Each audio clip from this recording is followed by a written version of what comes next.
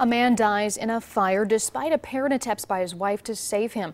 The fire started in a bedroom this morning at a home in the 2100 block of KERSHNER Road in Butler Township. Jordan Burgess is live with the warning that one relative thinks could have saved the man. Jordan? Well, this is one fire more heartbreaking than it is home-wrecking. According to a relative, it involved a wife doing her best to save her husband.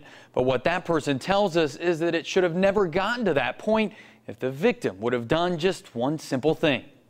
When he saw these streams of smoke pouring from his brother-in-law's home, Daryl Francis feared the worst. I saw so much smoke from my house, I just realized that he was probably gone, or hopefully she got out. Daryl's sister-in-law did make it to safety, but had to be taken to the hospital with burns she suffered while trying to save her husband's life after their KERSHNER Road home caught fire this morning. She said I did the best I could until it got too smoky and I had to get out. Investigators have yet to release the victim's name, but Daryl says he was Lester McIntosh, a retired Chrysler worker who was living out his life in his dream home.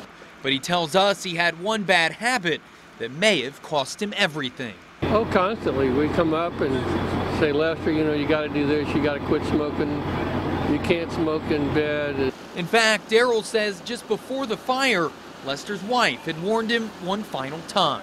She said she told him this morning, Lester, you can't smoke in bed. And then she said it was a few minutes later, he hollered at her, get some water. Investigators have yet to say if smoking in bed is what sparked the fire. But what is certain is that the flames proved hard to put out and took some help from 5 other departments. This area is difficult because this is a non-hydrant area, so we had to truck in water, so we had a lot of mutual aid departments coming. Daryl says his brother-in-law will be missed. He led a good life.